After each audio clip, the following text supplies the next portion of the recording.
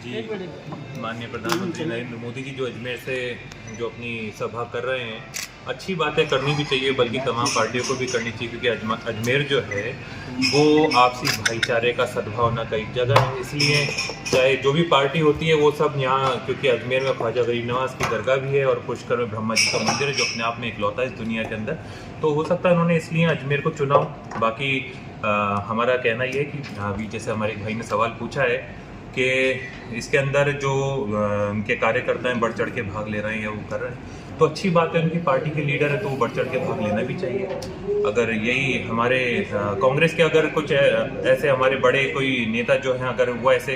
Programme या करते हैं तो जाहिर सी बात है हमारे कार्यकर्ता भी उसके अंदर बढ़ चढ़ के भाग लेते हैं। अब जो सबसे बड़ी बात है हमारे जैसे आज अजमेर की ज़िला युवा कांग्रेस में और जो पूर्व भी हैं वो भी हैं और जो यहाँ प्रेजेंट में वो भी हैं, तो जब मिलकर के यहाँ एक ये जो आज एक प्रोग्राम किया है जिसके अंदर हमारे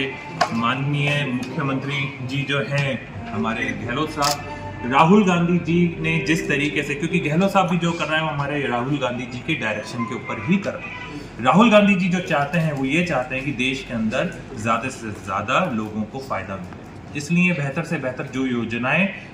लागू कर सकते हैं वो कर रहे हैं। जैसे हाल ही के अंदर अभी देखा है कर्नाटक के अंदर जनता जो है कांग्रेस को पसंद कर रही है, जिस तरीके से जनता ने एक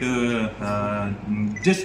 जोड़ और तोड़ से जिस हमारी कांग्रेस की सत्ता को बिठाया है कांग्रेस को कर्नाटक में, वो पता चल जाए, उससे पता चलता है कि आने वाले टाइम के अंदर कांग्रेस का एक परचम बहुत ज़बरदस्त तरीके से लहराने वाला है और हम सभी युवा मिलकर के इस परचम को लहराने में कांग्रेस की मदद करें। ये जो निमंत्रण पत्र आपने छपवाया है ये मोदी जी तक पहुंचाने के लिए क्या प्रयास किए गए और क्या रहेगा इसे? उसके लिए हम 31 मई को हमारे माननीय प्रधानमंत्री नरेंद्र मोदी जी अजमेर आ रहे हैं, तो उसी के उपलक्ष्य में हम अजमेर शहर जिला युवा कांग्रेस हमारे माननीय प्रधानमंत्री जी को आमंत्रित करते हैं कि राजस्थान के अंदर जिस तरह के हमारे जो राजस्थान सरकार है माननीय अशोक गहलोत जी ने जो महंगाई राहत कैंप की जिस तरीके से योजना लेके आ चुके हैं, पूरे राजस्थान के अंदर 1 करोड़ से ज़्यादा लोग महंगाई राहत कैंप का फ़ायदा उठा चुके हैं, 1 करोड़ से ज़्यादा परिवार। तो उसी कैंप के लिए हम उस कैंप में पधारने के लिए माननीय प्रधानमंत्री जी को आमंत्रित करते हैं। उसी आमंत्रण के लिए आज हमने प्रेस कॉन्फ्रेंस रखा है और उसका हमने एक निमंत्रण पत्र भी बनाया है जो हम एसपी महोदय और कलेक्टर महोदय के माध्यम से हम श्रीमान प्रधानमंत्री महोदय जी तक पहुंचाएंगे, उनको मेल भी करेंगे और उनको फैक्स भी करेंगे और उनको यही हम बताना चाहते हैं, उनसे हमारा यही निवेदन है कि जिस तरह राजस्थान के अंदर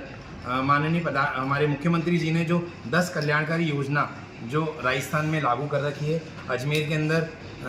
बहुत सारे परिवार बढ़ चढ़ के उसमें हिस्सा ले रहे हैं, फ़ायदा उठा रहे हैं, तो प्रधानमंत्री जी भी पूरे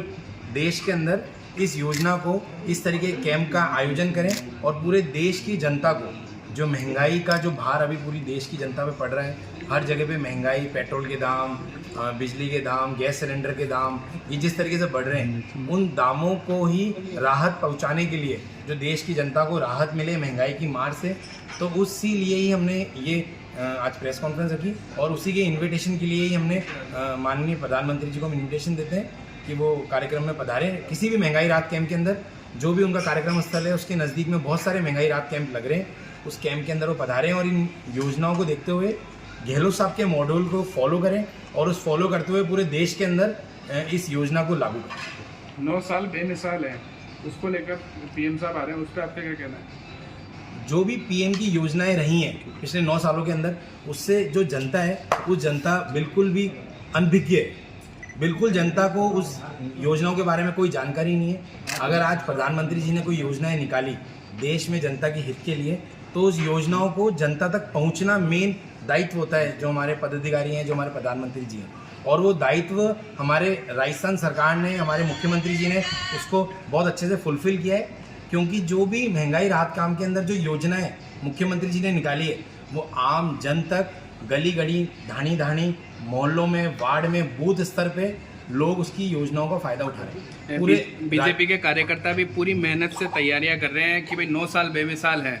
उस पर भी आपका क्या कहना है? वो सब हवाई है, सब कागजी कार्रवाई है। अगर 9 साल बेमिसाल होते तो पूरे देश के अंदर, प्रदेश के अंदर आज जनता के अंदर त्राही नहीं होती। कर्नाटक चुनाव आज हमारी कांग्रेस सरकार कर्नाटक चुनाव बहुत ज़्यादा विधानसभा सीटों से जीती है, वो एक बहुत अभी करंटली लेटेस्ट परिणाम है। तो इसलिए वो जो 9 साल बेमिसाल है वो बिल्कुल ही मतलब उसको हम बिल्कुल नकारते हैं। एक सबसे बड़ी चीज़, अजमेर से ही जनसभा का होना